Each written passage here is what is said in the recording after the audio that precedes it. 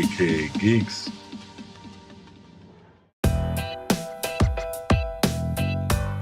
Hey everybody, welcome to AKA Geeks. This is Real News. I'm your host Sean, and I'm going to give you all the movie news that caught my attention this week. Let's jump right on into it, guys.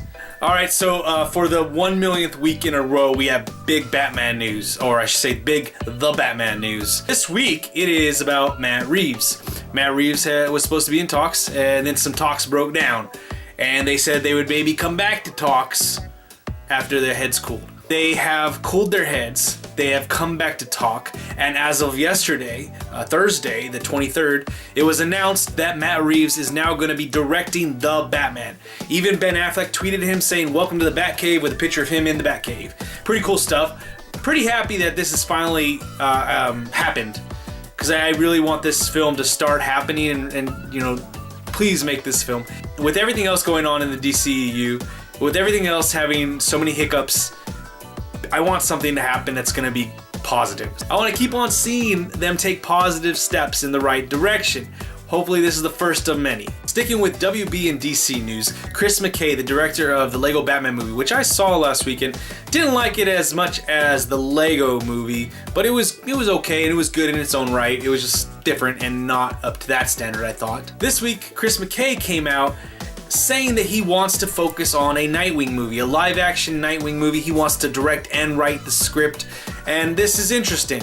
Now, there's, like I said, been many hiccups so far in the DCEU. Would this be in the DCEU? It was not stated. I don't know. Is this really the time that you want to try to, force feed something in there?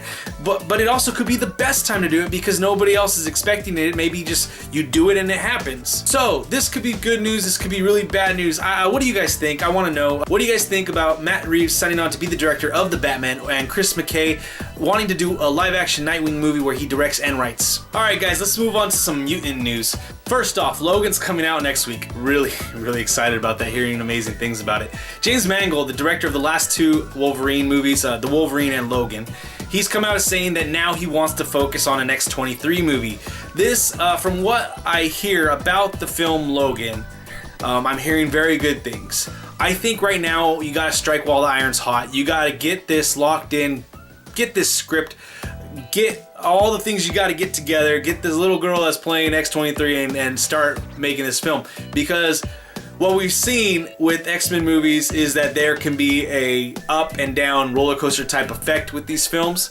I don't think they should wait too long, and don't let too many people interfere with what is actually happening. Moving forward with the X-Men universe, Deadpool, Ryan Reynolds. It's come out this week that Drew Goddard has been helping Rhett Reese and Paul Wernick and Ryan Reynolds actually co-write the film, and he's helped giving input as a type of producer on the film Deadpool 2, which is good because he has some genuine talent from where he's coming from. He was the creator of season 1 of Netflix's Daredevil. So I mean, just with that by itself, we have a lot of good possibilities coming from this. I like where the movie's going with those four minds at the helm and really giving, it their all on this passion project, continuing from the first one.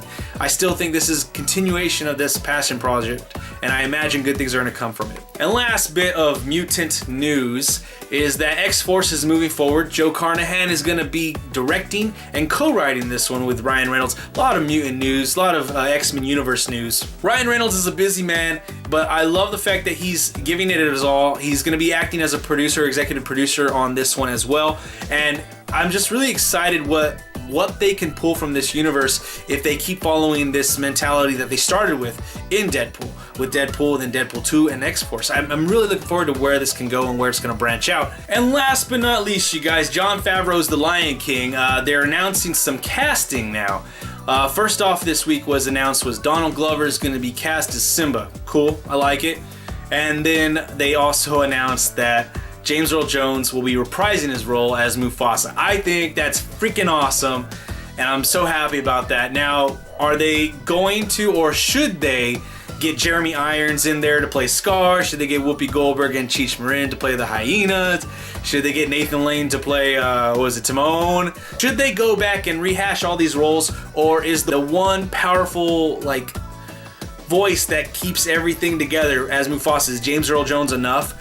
I don't know. I really like this casting. I definitely would love to see Jeremy Irons back as Scar, but at the same time, I definitely would like to see something different. So the fact that they're just announcing these castings just makes me very, very much excited, and I look forward to hearing more news about The Lion King. Alright guys, now on to the trailer segment. This week there were 3 trailers that caught my attention. First off is a movie that I keep talking about, and it still has me excited, and this trailer just made me even more freaking excited. It's King Arthur and Legend of the Sword. This one showed a lot more into what the story is about, and I was so happy they did this. They actually showed the sword being pulled from the stone, and they showed some of the powerful effects it has on Charlie Hunnam's character, and it's just, it's bringing me in. I am seeing this opening weekend. I don't know why I have the love for this film. Just something about it makes me want to see it so bad. I'm really excited about this film.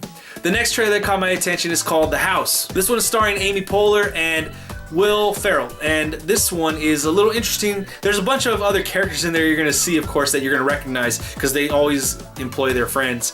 But they are going to get enough money to let their daughter go to college by starting a casino in their house. So there are parts of this trailer that are funny. There are parts of this trailer that are just stupid. And I'm interested in it, but not in a way that I think it's even going to be anywhere near as good as some of the recent comedies that I've really liked, like Neighbors or 21 Jump Street. I don't think it's going to be anywhere near that, but I do think this is going to be a silly comedy that can have some laughs. The one part at the end of the trailer, it actually had me rolling. I was laughing so hard with that one last little joke. It's involving Rafi from The League, and Rafi, the guy who I don't know his name, but I've seen him in more and more stuff lately, and I love him as an actor. He's so freaking funny. Yeah, I want to see him in more stuff. And last but not least, this is not really a trailer, but I'm counting it. It's a video. It's a little bit more than 4 minutes. It's for Alien Covenant. It's called The Last Supper. What it is it's a video of all the characters in Alien Covenant, and they're coming together before they go into cryo sleep, and they're talking, and they're discussing what they're gonna miss and what they're thankful for, and they're around this table, kind of like The Last Supper. So I really enjoyed this video. I like it. Gives you a little history between some of the characters and who's lovers, who hates each other, who dislikes each other, who's just kind of neutral, and things of that nature. And so I really enjoyed this aspect to learn before this movie comes out. Alright guys, now on to what's in theaters this week. There's really only one movie in the theaters this week that has my attention. It is Get Out. As of right now, I just checked before I started recording. There have been 130 reviews. Critically, it is at 100%, and audience-wise is at 83%, but critically it is at 100%. Usually you don't see that. Usually you see the opposite, especially with these types of movies. This has me very excited for this film. There's a lot going on in the trailers. It kind of tells you a little bit, but then kind of keeps enough where you don't entirely know what's going on. I'm really excited about this. This is a directorial debut for Jordan Peele. I find him extremely funny. He's super funny, and I like him branching out. I want to see what he's going to do. I've heard so many really good descriptions of this movie, and I'm just super excited for this. I can't wait to see this film. This one, for me, kind of kicks off the next 4 weeks of awesome films coming out, because every week in the next 4 weeks, there's going to be a movie that I really want to see. Alright guys, so that's it for Real News today. Remember to check out AKA Geeks and all of our social media, as well as checking out, subscribing to, sharing the podcast that comes out every week on Spreaker, iTunes, and Google Play. That's it for today's video, you guys. Remember to click the like, share, subscribe buttons down below. Leave your comments, questions, suggestions in the comment section. Let's have a great conversation about all the topics I covered today, and I will see you guys next time. Peace.